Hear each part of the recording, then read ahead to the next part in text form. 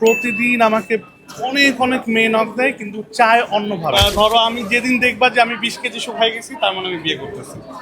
এটা যে পর্যন্ত না শুকাবো সে পর্যন্ত বিয়ে করবো, যে পর্যন্ত দেখবো স্লিম হয়ে গেছে, শুকাই গেছে, তখন আমি বিয়ে করবো। এটা আমার হাতে আসলে কোনো জাদু নাই। আমি 8-10টা নর্মাল মানুষের মতো অ্যাজ আ হিউম্যান বিং, আমার কোনো ম্যাজিক নেই, বাট আমি ট্রাই করি সুন্দর করে কিছু কাজ করার।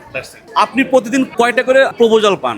প্রতিদিন আমাকে অনেক অনেক মেয়ে নক দেয়, কিন্তু চায় অন্যভাবে, শুধুমাত্র ফটোশুট করার জন্য, মডেলিং করার জন্য, আমার সালুনে আসার জন্য, পার্লার আসার জন্য। সবাই মনে করে যে আপনার যেহেতু অনেকগুলো সেলুন, আপনি অনেক কাজও করেন, আপনি মাসে প্রচুর টাকা হচ্ছে কামান। আপনার কেমন কামান পার মান্থ ইনকাম কত আপনার?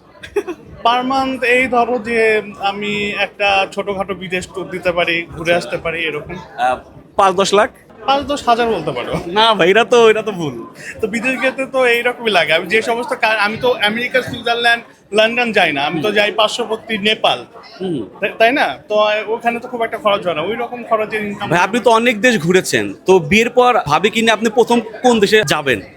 বাংলাদেশ থাকার ইচ্ছা আছে আমার, আর কোন দেশে যাওয়ার ইচ্ছা নেই। আমরা খুবই এনজয় করি এই ব্যাপারগুলো, যখন আমার বান্ধবী কিংবা বন্ধু এই ভিডিওগুলো দেখে, যেহেতু ওরা অন্য দেশের, তো ওরা খুব এনজয় করে, আমরা খুব মজা করি। মানে আর সবাই ভিডিওগুলো বানায়, আর আমরা ওগুলো নিয়ে, মানে পিপল আর লাইক, ওরা মনে করে যে না জানি কি বানাই ফেলছে, রোস্ট করে ফেলছে, এই করে ফেলছে, but we are enjoy it. Like আমরা এটা দেখি, হাসি, এটা নিয়েই মজা করি। জয়শ্রীর সঙ্গে আপনার আসলে বাবা তুমি নামও জানো জয়শ্রী? হ্যাঁ বলো।